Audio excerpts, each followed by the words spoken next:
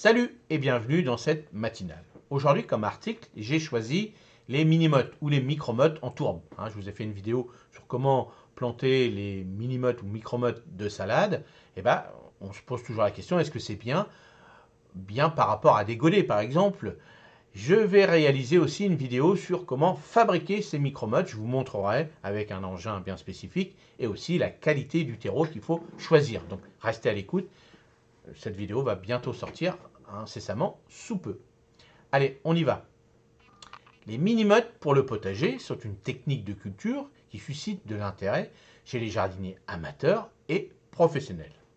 Voici un article qui expose les avantages et les inconvénients de cette méthode. Pour les mini-mottes, avantages. Optimisation de l'espace. Les mini-mottes permettent une utilisation efficace de l'espace dans votre potager. Elles sont idéales pour les petits jardins ou pour ceux qui pratiquent le jardinage urbain sur balcon ou terrasse. Réduction du stress de transplantation. Le repiquage des plantes peut être stressant pour elles, surtout au niveau des racines. Les mini-mottes minimisent ce stress car les racines ne sont pas perturbées lors de la transplantation.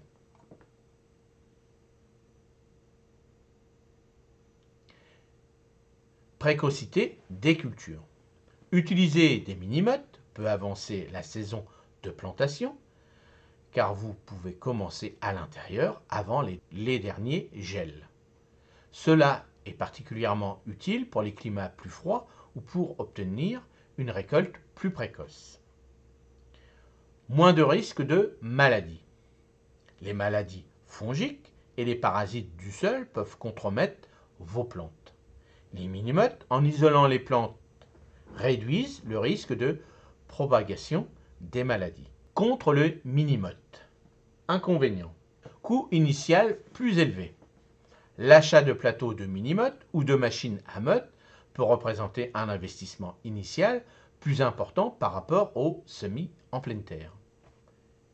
Nécessité de surveillance. Les mini-mottes s'achèvent plus rapidement que le sol en pleine terre, nécessitant une attention et une irrigation plus régulière pour éviter le dessèchement des jeunes plants. Limitation de la croissance des racines. Pour certaines plantes à racines longues ou pivotantes, les mini-mottes peuvent limiter le développement racinaire, ce qui peut affecter la croissance et la vigueur des plantes à long terme. Impact environnemental. Si les plateaux de mini-mottes ne sont pas biodégradables ou réutilisables, ils peuvent avoir un impact environnemental lié à leur utilisation et leur élimination. Conclusion. Les mini-mottes offrent de nombreux avantages, notamment en termes d'efficacité, de précocité des récoltes et de réduction du stress de transplantation. Cependant, elles nécessitent un investissement initial et une gestion attentive. Le choix d'utiliser des mini-mottes dépendra de votre priorité, de vos ressources et des spécificités de votre potager. Pour les jardiniers soucieux de l'environnement et de la durabilité, il est judicieux de rechercher des options réutilisables et écologiques pour les mini-mottes. Alors, moi j'avais commencé un jour à acheter ce petit matériel que je vais vous faire la vidéo, et c'est vrai que je vous expliquerai pourquoi j'ai arrêté. Mais voilà, moi je continue dans mes micro-mottes, surtout en plaque, et moi ça me satisfait comme ça. Et c'est vrai que le petit défaut des micro-mottes, qu'il faut avoir quand même pas mal de surveillance de l'humidité, parce qu'elle s'assèche vraiment rapidement, surtout si vous êtes dans le sud. Mais bon voilà, après c'est un choix un petit peu, et c'est vrai que les plateaux de micro-mottes, alors si vous les achetez déjà dans des barquettes en plastique et tout, bon c'est pas très bien, mais rien que déjà si vous le faites vous-même chez vous, ça évite d'utiliser du plastique, tout ça c'est bien. Par contre ça demande énormément plus de boulot qu'une simple plaque. Alors moi je préconise les plaques, mais une fois qu'on l'a acheté, on est tranquille, on pourra le redonner à nos petits-enfants et autres sans problème, si on fait bien attention à ne pas les casser, à bien les nettoyer, et puis bien les empiler correctement, et surtout de les protéger du soleil une fois qu'ils sont, quand vous ne les utilisez pas, vous mettez ça dans un placard et autres, et comme ça vous les gardez très très longtemps.